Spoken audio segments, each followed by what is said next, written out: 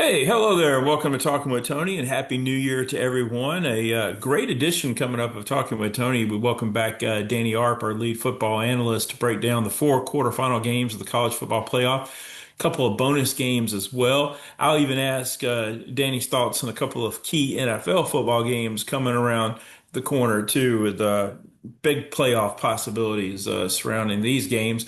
News as we film this today, the big news is according to On3, which is like the number one site if you follow college football, recruiting, and all of that, Cam Coleman, formerly of Auburn, now in the transfer portal, will be the number one most sought after player in the transfer portal. The early leaders, the rumors are UGA and Alabama, the usual suspects, the people who were after him when he went to Auburn, LSU, and of course you can't never count out the oil money at Texas A&M as well. Significant loss for Auburn. Coleman didn't believe that the current staff could help further develop him. This is an NFL player. Whoever gets him will only have him for 1 year because he'll be draft eligible after 3 years. Don't look at the stats. The stats aren't that impressive because for some reason Auburn didn't utilize him like they should have the last 2 years. And when he did, he made spectacular plays, one after the other. But on many a show here throughout the last year, I've said, get Cam Coleman more touches. The key is to get Cam Coleman more touches.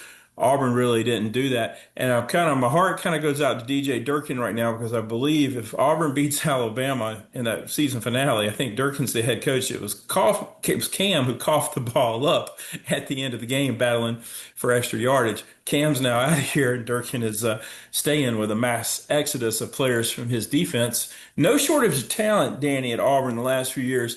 There were some bad decisions made in freeze strategy stuff, lack to make adjustments. Terrible. I remember terrible decisions against California and Oklahoma last year. Some bad breaks with officiating, not only the Georgia game, Texas A&M game, Oklahoma game. But anyway, the record is it is what it is. But you can't doubt that the talent there wasn't talent here. And looking at the defense, showed that. But this is one offensive player that is going to make some football team immediately better next season. Oh, it's gonna be a great addition to somebody's team. I know one I don't mind. I wouldn't mind if they get it on. Sure. But it's gonna be a bad loss for Auburn for sure. To your point, he didn't contribute as much as you would think because they just couldn't figure out how to get him the ball, and it was crazy. He reminds me of a lot of good players. If you think about AJ Green was a great player. He got the ball a decent amount, but not as much as you would think he would. As good a player as he was. What about Um, Calvin Johnson when he was playing for Calvin Georgia Tech? Johnson, same kind of thing. He could get it. He got every ball. The reason stats what they were, he got every ball they threw to him, but they just couldn't get it to him because they couldn't really get him open. When you got three people around you, you can't make that throw. Um, but Image is so important these days. I think it's a significant loss to Auburn more than one way. If you're ever watching the Denver Broncos and they do the starting lineups, they say Bo Nix, Oregon. They don't say Bo Nix, Auburn. They say Bo Nix, Oregon. Wherever Cam Coleman finishes, he'll say Cam Coleman, Texas A&M, Cam Coleman, Georgia. Plus, you like to put up like on your for the recruits to see when they're on official visits, all these players you have in the league. You got to get to the league. That's what it's all about. Bama likes to say built here or whatever, but I don't see you doing that with a guy that stayed 2 years and didn't finish there. He'll claim wherever he finished, I think is his when he says it's kind of like when you go into the Hall of Fame, you go into the Hall of Fame and in baseball where that where you made the biggest impact and I think that'll be at his next stop. yeah, I guess so. It will be. That's sort of weird. I mean, to your point, Bo Nix, big time part of Auburn football, and then you never even hear him talk about it. And now he's having such a great. He's having impressing me. I mean, I don't know if I want to call it impressed, but I guess prove me wrong. How about that?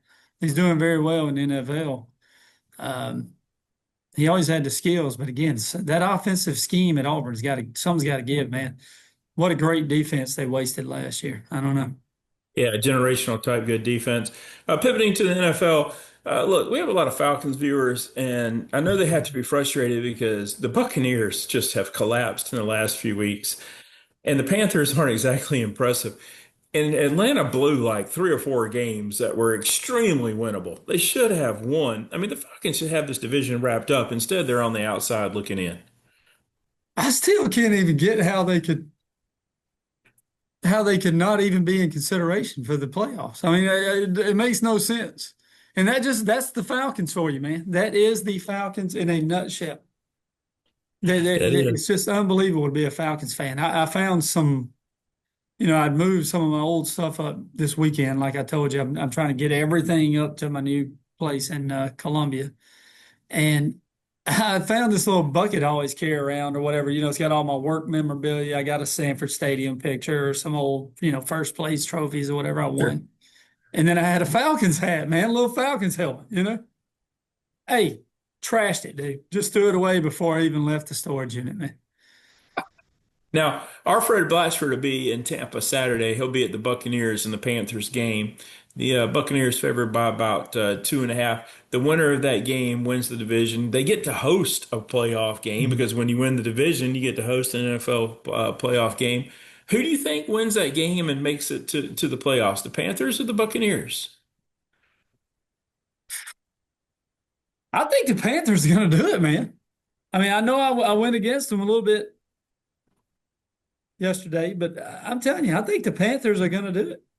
Okay, fair I mean, enough. they're coming on pretty strong. They're playing pretty good football. I think, old ex-Alabama quarterback's looking pretty good. So we'll see. He looks a lot better than he did last year when he He often looked does. like he and Mac Jones looked like they were the two worst quarterbacks in the NFL, both of course, out of University of Alabama. Um, Two other games I wanted to get your thoughts on the NFL before we start the college. The 49ers are looking to get number one overall seed, which is big for them because they would play all their games until they're eliminated in the NFC playoffs at home, and the Super Bowl is on their field. But to do so, they have to beat Seattle Saturday night in the second game of that doubleheader that follows the Tampa Bay Carolina game. Seattle favored by one at San Francisco. San Francisco beat them real early in the year. I'm talking week two, week three. It was real early in the year. Seattle is really clicking right now. San Francisco's defense just gave up a ton of points to Chicago, but they won. How do you see this game at San Francisco?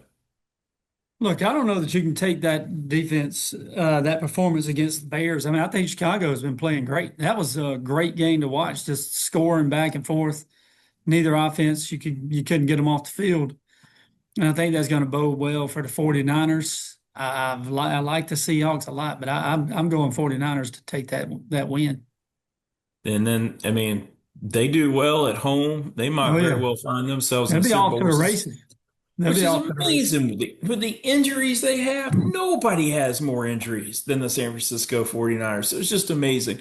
And then the game Sunday night, the last NFL regular season to be played, Pittsburgh had an opportunity to wrap up the division with a victory over Cleveland. They couldn't get it done. They scored 6 points. They were down at the 10 when that game ended. And now they have to beat the Ravens to win the division. They beat Baltimore 3 weeks ago at Baltimore. It was a big surprise. Talking about Lamar coming back now for this game, being healthy enough. Ravens favored by about 3.5 at Pittsburgh. What do you think here? Yeah, I think that Pittsburgh had a little run in the middle.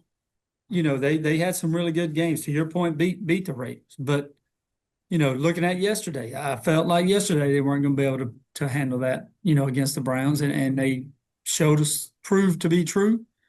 I don't think they're going to be able to close it out. I think they'll lose, and they won't cover that even with the Well, points. Well, you have to give the Ravens credit for going on the road in Green Bay and winning and behind Derrick Henry's strong rushing attack. But then when Pittsburgh couldn't close it out, and they put themselves in this situation. So Tomlin's a wonderful coach. I mean, this must see television. Exactly what NBC wanted. Okay, it's what the Yeah. league wanted, and it's what NBC wanted for that last playoff spot to come down to a primetime game on Sunday night. It'll be a ratings bonanza for the That NFL. that Russian attack is awesome too. You know what I'm saying? I mean, even right when the game got started with the Green Bay with the Packers, my Packers buddy, he texted me and said King Henry about to put a hurting on us, and he knew it from the start, and they did. I mean, it was I like it. I like them to win this game and put the Steelers out of their misery. We'll release this show on New Year's Eve because the games begin New Year's afternoon that Danny and I are going to be picking, and I've got all the panel's picks. I am going to throw in one soccer game right now. This will test Jake's ability to do the graphics. I want him to go ahead and throw the graphic up right now. I like on New Year's Day. I like Manchester City, and then my record is 5-5 in soccer. Nothing spectacular, but my record is Manchester 5-5. I'm going with Manchester City. They're minus 1.5 goals against Sunderland. So Manchester City would have to win by two or more goals for me to be 6-5 on the year in soccer. So 5-5, and I like Manchester City minus 1.5 against Sunderland. Let's get to the college football. These two games, first two games up, are on New Year's Eve. The first one is not part of the college football playoff, but it is a very attractive meeting of two blue bloods in the Citrus Bowl.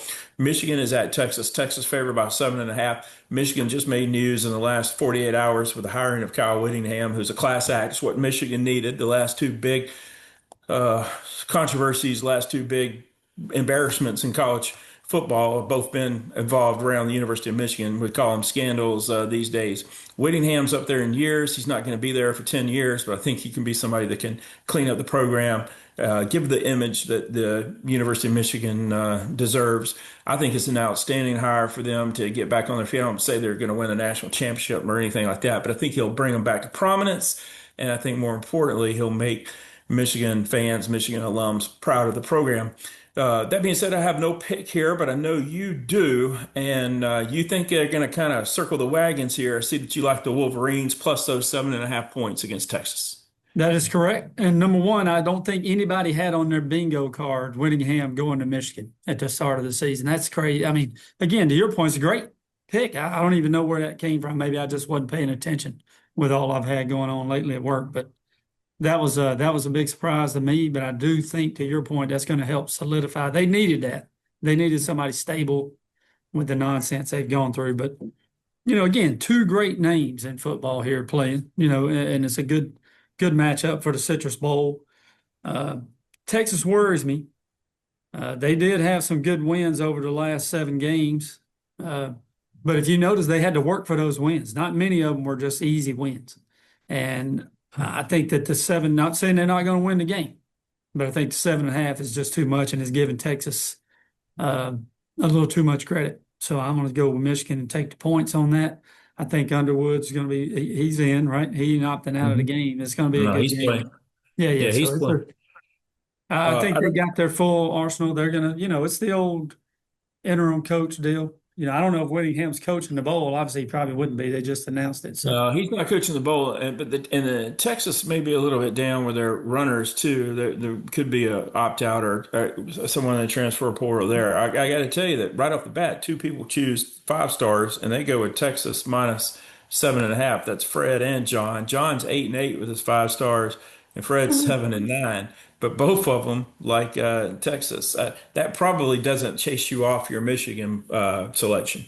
no, again, I've watched a lot of Texas this year, and I don't. They haven't been overly impressive to me. I mean, they've won. They got on a pretty good streak, but felt like they should have been in the playoffs. I think it's going to be typical of the. I don't know. They're not going to go as bad as Florida State did when they didn't make the playoffs, but they're not going to. They're good. If they win this game, they're going to barely win it. So my beautiful wife and I, we have a tradition in our house on New Year's Eve night of watching North by Northwest, which is one of my favorite films. Cary Grant is certainly one of my favorite actors of all time. Mhm. We still may be able to watch North by Northwest, but we're gonna have to move it up earlier in the day. There's the party by some neighbors being thrown that have invited us, and I will not be attending the party. As most of the viewers know, I am still with a broken ankle, broken leg here. We're getting better, but we're still not there. But most importantly, the Buckeyes are playing on New Year's Eve, so my attention will be on the Ohio State Buckeyes. And I think they dodged a bullet. Instead of having to play in Dallas against A&M, they get to play in Dallas against Miami because Miami's not really known to travel. They'll have maybe 10,000 people there. the world famous Buckeyes will have a crowd there. I don't think it'll be a sellout. I think there'll be empty seats. They'll be available. There were so many A&M people that bought up tickets beforehand, thinking they were going to beat Miami and then play in their backyard in the quarterfinals in the Cotton Bowl, and it didn't work out for them. Miami does scare me in this position. We all know how athletic they are. They're really talented on that defensive side. Malachi Tony is explosive on the offensive side. Ohio State's favored by 9. I have no selection here, but I'd like to have your thoughts on this game. Look, that's a big spread, right? I mean, it's a lot of points no matter who you are, but Ohio State has shown, I mean, they are an exceptional football team in my mind, and they're trying to go back to back here. You got to start somewhere, and this is it, right? So I haven't been sold on Miami this year. I really haven't. I think the coach is sort of weak. I think Beck is definitely weak. What he put up in their big vaunted win, 102 yards. It wasn't much. I mean, do you really think they're going to be able to run? They're not going to run the ball like that against Ohio State. They're not going to get the turnovers. And again, I'm not trying to jinx you. I just don't see it. It's a disciplined football team, exceptional on both sides of the football. Their defense is good, but it's not as good as the Ohio State defense in my mind, and certainly not as good as the Ohio State offense. So that can't perform, man. I'm calling it. I'm saying Ohio State by 2 TDs at least. You and John, the only two on the panel that took Ohio State -9, and we have another five-star selection in this game. Kevin goes with Miami of Florida +9. Kevin's 7-9 I don't with see it. I don't his get five where they stars. get this. I don't get it. I think Ohio State's chances increased when Stormy took Miami of Florida +9 also. So I feel like that helps out You got the that going for Buckeyes. you. But we'll be watching Cary Grant, Eva Marie Saint, who is still alive to this day, by the way. She is 101 years old. She's the lead actress in the lead female in the movie. Won the Academy Award for On the Waterfront, which I think was in 1954 or somewhere around there with, of course, Marlon Brando. But she is still alive, and she last appeared at the Academy Awards in 2018. I don't know if she's as lucid and physically as okay as she was 7 years ago. But if you go back and you Google Academy Awards 2018, Eva Marie Saint, she makes a presentation and all. I think it was costume design. That's testing my memory and all. But she, at the age of 94, was amazing to be able to get out there on that stage and do what she did. So we'll be watching that sometime during the day, so it frees up time for the Buckeyes in the evening time, and hopefully we'll finish out 2025 solidly, where Ohio State is the defending national champions, where they started so well in January. We mentioned the soccer game on New Year's Day. Danny, there's 3 college football playoff games on New Year's Day. New Year's Day used to be the end all. There was everything for be all for college football. Now you get these 3 football games. You get the Orange Bowl at 12 Eastern time, which should be played at night. You get the Rose Bowl. You won't even get to see any nighttime in the Rose Bowl because they're going to have to start it early enough because they've moved the kickoff up of the Sugar Bowl this year about 35, 40 minutes. So it's not on so late. So these are the only 3 games. I've been used to in the last several years to having 5 or 6 games on New Year's Day, one starting at 11 a.m., one start at noon, one start at 1. You went to one of those games a few years ago when you saw Cincinnati and Georgia play in Atlanta. Everything would have to be over before the Rose Bowl began because that was BCS or college football playoff game. This time, no competition to these three games. They're the only 3 games playing. It's kind of sad, but they're huge bowls: Orange Bowl, Rose Bowl, and Sugar Bowl. Let's begin with the Orange Bowl. One team that's not red and they're still alive in the college football playoff: Oregon, favored by 2 against Texas Tech. Mm. It's a good matchup too. I mean, it's an exciting day of football right there, no doubt. I plan on in taking every bit of it in I can.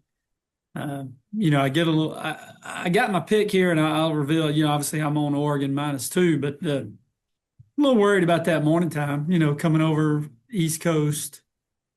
We But they'll be saw there several days, though. That's the thing. they're going They're to get in earlier. That's what I'm saying. And I think that's yeah. what sort of taught me into it. They're going to get in. They're going to have a little more time to acclimate themselves to it. It's not like a Saturday game where we saw all those big 10 teams have to travel, right? And when you and I talked about it a lot on the show this year, that was a costly part of this season for a lot of those.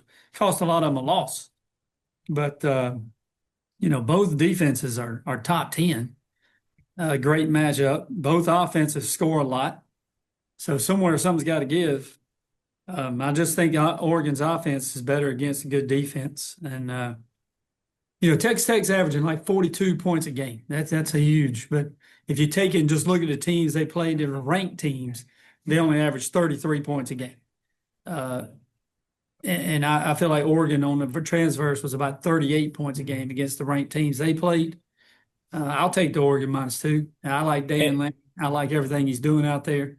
And that's your five star. And we talked about Auburn and their defense this year. There are two former Auburn players on the Texas Tech defense this year, which is, I don't think anybody paid for more money than the Texas Tech people did 28 million. defensively. Yeah, well, and I don't know how much of that's defense. Most of it's defense on the Yeah, defensive probably. side. Bailey from Stanford, the transfer from Stanford is phenomenal. Lee Hunter, transfer from Auburn, pretty phenomenal. That defensive front is really, really legit that Texas Tech has. This is to be a very entertaining game. Oregon was kind of the team before the season started that I was pointing to the most. I liked Penn State too, and that didn't Yeah. work out at all for this year for them. But Oregon was the other team that I was talking about. I didn't see Ohio State as the best team in the country, and I don't. And I said Indiana. I was worried about them as far as Ohio State meeting them, but they weren't to me going to win the national championship. So I'm really interested in this Oregon Texas Tech. You've got it as your five star, so you're a little more confident in it than some of your other plays here. No, I definitely feel good about this one. I think there's going to be a big. I think it's going to be a big game for Oregon. It's going to start them off. I don't know. I'm eager to see how far they can go. I think they got a great team, and Your I five think stars Texas have Tech. left a lot to be desired this year at 5 and 11. You need a victory in the five-star I need column. it, man. At some point, you got to figure it falls my way. If it doesn't, then I just wasn't meant for the 5 stars this year. But in full disclosure, to be fair, you and Fred are tied with the overall lead of the panel. It's 80 and 80. It's not nothing. I hate even saying it because it's nothing. You guys are 500, but that's good enough to lead the panel, both of you. So one of you will probably come out on top. Although John's only 2 games back at 78 and 82, and then Stormy and Kevin a little bit further back. Let's move to Alabama and Indiana. Look, a couple of years ago, I caught hell on Facebook talking about Michigan's going to beat Alabama in this Rose Bowl. Michigan's going to win the national championship. And all I heard back was SEC. Michigan don't play an SEC schedule, all this. I'm as confident sitting here today about Indiana beating Alabama as I was Michigan beating Alabama 2 years ago in the same football game. In fact, it's my first selection of the college football picks. I've got Indiana -6.5. They are so legit, and it's not just their offense. Their defense is tremendous. We know they have the Heisman Trophy winner at quarterback, and he's got a slew of capable wide receivers. That defense is extremely physical as well. They'll get after the quarterback themselves. They aren't as good as Texas Tech up front, but they are pretty close. I like Indiana in this spot -6.5, and I like them a lot. You taking that as your 5 star pick right there? I'm not. The only reason I'm not because there was a team that got my attention that I bragged on about a month ago that Okay. pays very little to their name, image, and likeness, and that's going to be my five star All right. a little bit I later. got you. But I like the confidence that you have in Indiana. Again, we everybody knows I got a good buddy, is Indiana guy. I've been watching them for quite a while now. It's just an amazing job that they've done up there with that program. If you ask me, they're fun to watch. They're fast. They're physical. They're uh, they're well coached. Like you said, you got the Heisman winner on the offensive side of the ball, and then you turn around and got to play this defense is just all over the field and swarm. Alabama. Okay, it's Alabama. They took out Oklahoma to keep this thing going through round one of the playoffs. But we've always said it's hard to beat a team twice. And especially Alabama, it's hard to beat them twice. I don't care how bad they are; it's hard to beat them twice.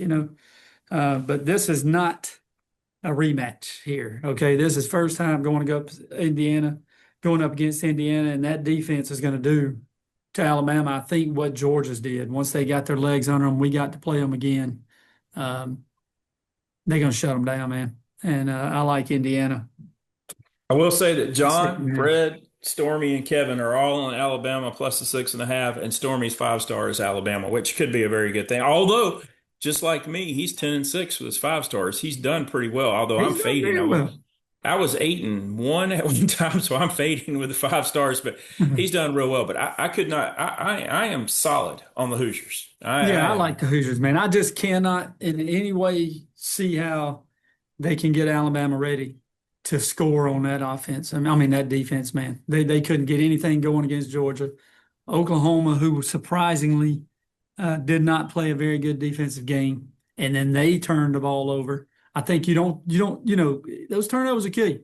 And Oklahoma started turning the ball over, and it just got out of hand on them, man, and they never could keep up. But Alabama is not that good. That's what I'm saying.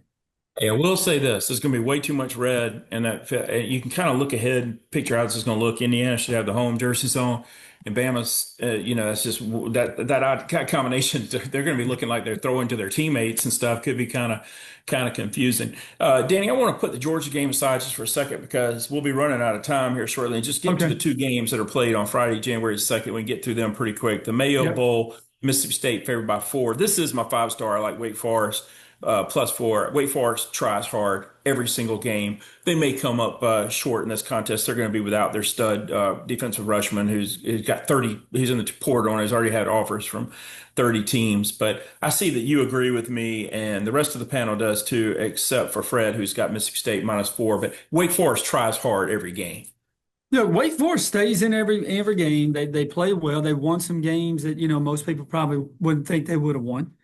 Um, I think they're coming into they ended the season in pretty good shape in my mind. They were surging. They were charging the games in Charlotte. That's going to help out, right? I mean, right? The Mayo Bowl. I mean, and then here's what turned me on: the best stat that you can pull for Mississippi State, right? The best stat you can pull is that they had the number one punter in the nation. I mean, in the SEC. And I think he's going to get a lot of, he's going to get to showcase his abilities in this game a lot. So I'm going Wake Forest plus the 4 points as well. I think they'll win it outright. I have a selection in the Holiday Bowl also. I go with Arizona -3 against SMU. Arizona coming back to what they were doing 2 years ago. We've talked a good bit about the Wildcats this year. Reversal of fortune of what Arizona State did to them last year. Arizona came back and blew them out in Tempe this year, that rival game. I'm going with Arizona. You agree with me. You like Arizona. Not everyone, as Stormy and John like SMU +3, but you're with me with the Wildcats. Yeah. Yeah, I like it. I mean, this is going to be the last bowl, sort of, besides the playoff one game, the semis after this. It's always a nice kicker to get that Holiday Bowl in. Um, should be a good matchup, though. And I mean, they're evenly matched up teams, but I think Arizona seems to be more overall solid defense, offense, both of them playing good. And they're not as mistake prone as SMU. If you want to look at SMU, I watched a good bit of them this year as well. They would either be looking really good, and their offense is clicking. They're hard to stop. You can't really stop them if they don't make a mistake on their own. But I feel like they're going to do that in this game as well. Arizona force a turnover too. So I like Arizona -3. Okay, before we get to the Georgia Ole Miss game, because I want to give optimal time to that. We're going to run everybody's picks at the end of the program. I'm just going to mention everybody's record and their 5 star record and their 5 star selection. But if you tune in at the very end of the show, we'll scroll the picks. I'm 31-27 on the season. I am 10-6 of my 5 stars. I'm going Wake Forest +4 of my 5 star. Don't forget about my January the 1st soccer playoffs as Manchester City -1.5 against Sunderland. Danny is 80-80. That's tied for the overall lead with the panel, just 5-11 with his 5 stars. He's got Oregon -2 for his 5 star. John is 78-82, 8-8 with his 5 stars. He's got Texas -7.5. Fred also goes with his 5 star -7.5. Fred is the other person that's 80-80. He's 7-9 with his 5 stars. Stormy, 75-85, but 10-6 with his 5 stars, and he goes Alabama +6.5. And then Kevin, who had a great last couple of weeks to get back to 74-86, he's only one game, Danny, behind Stormy, 7-9 in his 5 stars. He goes against my Buckeyes. He takes Miami of Florida +9 with his 5 star. I wanted to save as much time as I could. Remember, we're going to scroll all those picks, so we're going to save about 45 seconds when Danny and I wrap up, and so we can scroll those picks so you can see we'll have everybody's picks on there. You've heard Danny's picks. If you just now joined us talking with Tony, you've got Danny Arp joining us tonight from Columbia, South Carolina. He's been our lead football analyst for the last few years, and obviously Georgia has been the most picked football team on the show since we started introducing the panel. And once again, I can report that every single person has Georgia -6.5, including Danny, except me. I'm going to go with Ole Miss +6.5. And had Kiffin stayed, I'd probably be on Georgia. But I think that these Ole Miss kids are determined to play their butts off for Pete Golden. I think it's going to be a close game. I kind of expect Georgia to win it, but I think it's going to be a wonderful atmosphere because Ole Miss people are so excited. Georgia has played in many a Sugar Bowl, many a big bowl game with a big home crowd advantage. I look at the Ohio State game 3 years ago. That semifinal certainly was that way. They had to play a Sugar Bowl in Atlanta against West Virginia. That's right, it was in Atlanta because it was moved to West Virginia. They have played where Hawaii did. I mean, Hawaii had some folks that traveled, but it was the same. I think you get the point I'm Mhm. talking about. I don't feel like it's going to be that case. I feel like this is going to be a neutral field in this Sugar Bowl with the old Ole Miss fans. Ole Miss people are real excited. You, like everybody else, like Georgia -6.5. I have to say in full disclosure, Georgia is the most picked team in the panel. Rarely does anybody pick against them. You occasionally, if the spread you felt like was too many points. Yeah, I mean, I said it earlier. I get why you're going. I just said it earlier. It's hard to beat a team twice, right? And Ole Miss has won six in a row. You got to go a long way back to figure out when their last loss was, and it was to Georgia, in October. So I just think that Georgia's offense is just very good this year. I mean, I'm so impressed with what they've done, especially coming on strong. They are playing fantastically. You've been on Zachariah Branch all year. He's been Big. amazing. As the season ended, now we're seeing that Colby Young's getting healthy. Now you got another viable target out there to probably free up even more with Branch. I do think Ole Miss is going to have the height factor. And they came in and got ahead of us, and we had to come back and win that game as the Bulldogs. But I just don't see it, man. I think Kirby's been tuning these jokers up. Our defense is playing great. I mean, just great, and way better than we played them the first time. I feel good enough that Georgia covers the 6.5. Does the layoff not concern you though? That Ole Miss has played a game, has got It that got kind of it energy got us out. last year. Yeah, I think the layoff got us last year. But I will say one thing again, though, about Kirby. He tends to learn from his mistakes, right? I Hmm. mean, he made some really bad special team trick play snafus early in his career as the coach here, and he has made some exceptional calls here of late. I mean, that have paid off. You can't remember the old doink, what was he doing call. He's done some crazy stuff that worked. So Well, he learns from his mistakes. And I feel like Georgia that would. layoff last time, he didn't work him like he should have. And I think he's going to learn from that. I think he's going to be ready to play. The best special teams thing that he's ever done, in my opinion, was he got the timeout. And, a lot of Ohio State people believe that ball was already snapped by the time he was I granted the got you. timeout. But that on that fake punt, that Georgia was down 11 at the time. There's only about 8 minutes to go. Georgia would not have won that football game because then Ohio State had to punt, and the very next play is when Ransom, the Ohio State defensive back, fell Fell down, and down. you got 70 yards in a touch, Yep. 75 yards in a touchdown in the 2 point conversion. So Ohio State, even if they don't get points and they're threatening, they're at like the Georgia 40, 45 yard line, they would have at least been able to run clock. I thought that was like one of the biggest things he's ever done special teams. It took away the sickening deal with Fields in the SEC championship game on that punt, removed that, far from me, and sort of extricated those thoughts. Yeah. Um, I, I do concern a little bit that about the layoff, but something that they won't have that they faced against Notre Dame last year. Notre Dame was so physical up front, offensively and defensively. They're not going to, Ole Miss will not have that physical advantage over Georgia that Notre Dame had coming into that Sugar Bowl game. And, also Kirby just lost his father too. And I think or his I father got was this. sick. Something was going on there, with his dad. I think his dad, Yeah. obviously he's passed away now. And so I'm sure like the focus wasn't completely there, but people didn't realize how physical of a team Notre Dame was last year. And Ole Miss has got athletes and all, but for physicality, they don't match UGA's physicality up front. No, no, I agree with you on that. I mean, I think that Notre Dame, and I'm not trying to run them down, they did have a great team last year. They did play physical, and they were big at, they were big at the point of the offensive line, defensive line meeting up, and they stood us up. But I will say, I feel like going into it, you got to think about the scenarios. We had just lost Beck. Gunnar Stockton had to come on and finish the year last year.